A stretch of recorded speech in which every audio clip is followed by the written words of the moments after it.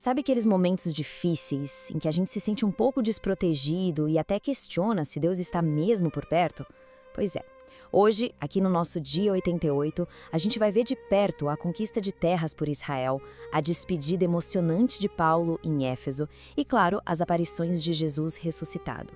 São histórias que vêm para confirmar a vitória dele e nos dá aquela certeza, sabe, de que ele está sempre com a gente.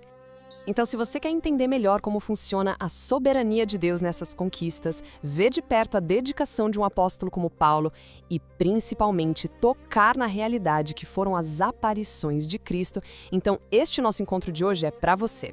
A gente vai mergulhar em Deuteronômio, no Salmo 90, que é lindo, em Atos dos Apóstolos e no Catecismo. O objetivo? Sair daqui com uma visão muito mais clara sobre a fidelidade de Deus, a importância de vigiar na fé e, claro, a esperança que a ressurreição nos traz. O nosso caminho hoje vai ser este aqui, ó. A gente começa com a conquista e obediência lá em Israel. Depois, a gente busca refúgio no abrigo do Altíssimo. Em seguida, ouvimos um alerta importante de um apóstolo. Daí, a gente firma nossos pés na certeza da ressurreição. E para fechar, a gente traz tudo isso para a nossa vida, para o nosso dia a dia, com a fé para os nossos tempos. Vamos nessa? Certo. Então vamos começar. Dessa primeira parada, Deuteronômio. Imagina a cena. Moisés está ali, recontando toda a história de Israel, bem na véspera deles entrarem na Terra Prometida. E aqui, gente, os temas são muito claros. De um lado, o poder incrível de Deus nas batalhas, e do outro, qual deve ser a nossa resposta a esse poder todo. A história já começa com tudo, uma vitória assim, impressionante sobre um tal de Og, o rei de Bazã. E olha, Og não era qualquer um não, a Bíblia diz que ele era o último de uma raça de gigantes. A descrição da batalha deixa claro que a força de Israel não vinha deles mesmos, do exército deles, mas vinha direto de Deus. Pensa só, eles tomaram 60 cidades fortificadas. É algo que, humanamente falando, seria impossível. E aqui está o pulo do gato, o ponto central. Antes mesmo de qualquer espada ser levantada, Deus fala para Moisés: não o temas, porque eu o entreguei em tuas mãos. Gente, isso aqui não é só uma palavra de incentivo, tipo, vai que dá. Não, é uma declaração de soberania. Deus não está dizendo que vai ajudar na luta, ele está dizendo que a luta já está vencida. Ele luta por eles. E o que acontece depois? A promessa se torna realidade, de forma bem concreta.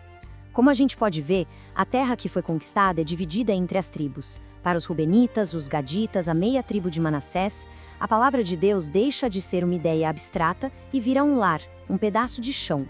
É a prova física palpável da fidelidade de Deus.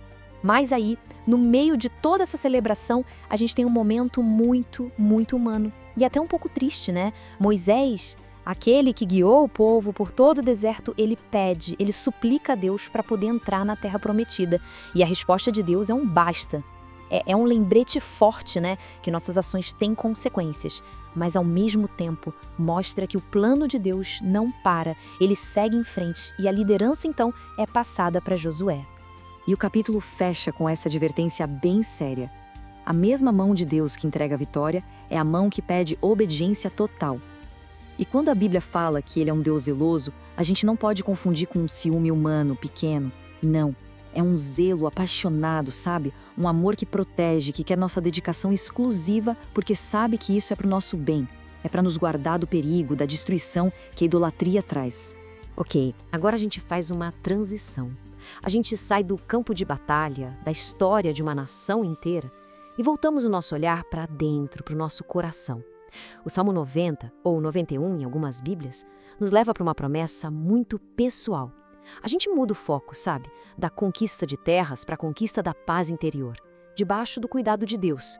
E o Salmo já começa com um convite que é, na verdade, uma decisão.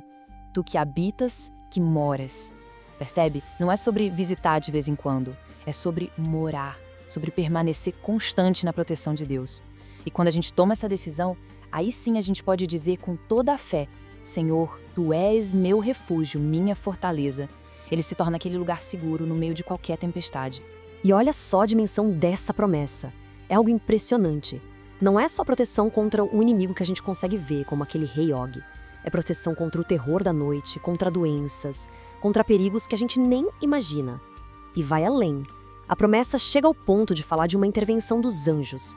Isso mostra o tamanho do cuidado de Deus por quem escolhe confiar nele. Agora, saindo desse refúgio seguro do Salmo, a gente pula lá para o Novo Testamento, para a linha de frente da missão. Lá em Atos dos Apóstolos, a gente encontra Paulo. Ele está em Mileto e faz um discurso de despedida para os líderes da igreja de Éfeso. É um momento, gente, cheio de emoção, mas também com um alerta muito, muito importante. E Paulo começa fazendo um resumo do ministério dele ali. E prestem atenção nas palavras que ele usa. Humildade, lágrimas, provações. O serviço dele não foi nada fácil, não teve glamour. Foi um trabalho duro, de entrega total, sabe? Proclamando o evangelho em todo lugar. De casa em casa, sem esconder nada, chamando todo mundo ao arrependimento e à fé em Jesus. E aí vem o alerta. O perigo, infelizmente, não tinha acabado.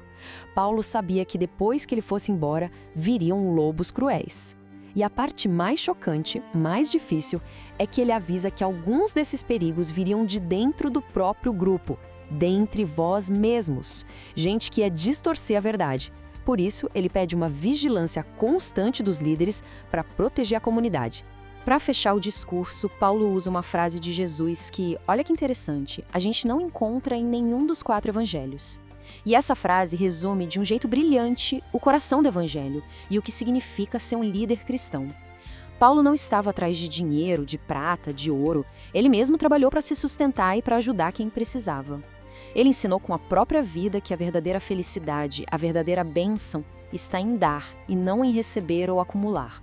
Bom, agora a gente chega na base, no alicerce de tudo que a gente viu até agora. A ressurreição de Cristo. E o Catecismo nos dá uma ajuda incrível para a gente entender esse evento não como uma lenda, um mito, mas como um fato histórico real que muda absolutamente tudo. A fé na ressurreição não nasceu assim do nada. Ela foi construída tijolo por tijolo com base em testemunhos. E a ordem dos fatos é super importante. As mulheres foram as primeiras a ver, as primeiras mensageiras da Boa Nova que saíram correndo para contar aos apóstolos. Só depois Jesus aparece a Pedro, a nossa rocha, e em seguida aos 12. Foi algo progressivo, que foi sendo confirmado por quem viu com os próprios olhos. E nisso, o catecismo é bem claro. Os evangelhos não pintam um quadro de uma comunidade que estava em algum tipo de êxtase místico. Muito pelo contrário. Eles estavam arrasados, trancados, com medo, cheios de dúvida.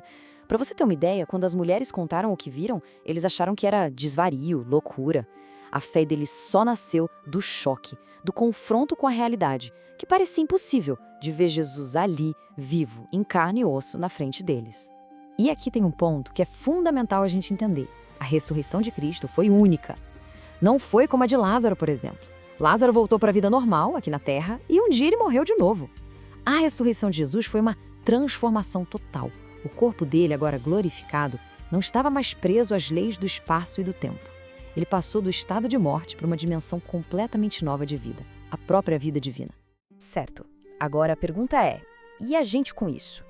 Como que essa história toda de conquista, de proteção, de vigilância e de ressurreição se encaixa na nossa vida, hoje? Vamos lá, vamos trazer tudo isso para o nosso dia a dia. Porque, vamos ser sinceros, a vida às vezes nos deixa inseguros, né? Diante de um desafio grande, a gente desanima com a oposição ou até duvida se Deus está mesmo presente nos momentos de perigo. Saber que lobos cruéis ainda existem por aí pode gerar uma insegurança danada. E a dúvida pode minar nossa esperança. E aí, o que a gente faz? A solução, gente, está amarradinha em tudo que a gente conversou hoje. As leituras nos mostram que é a soberania de Deus que nos guia, que a proteção dele é firme, não falha, e que as aparições de Cristo são a confirmação da sua presença. O Salmo 90 nos chama para a confiança.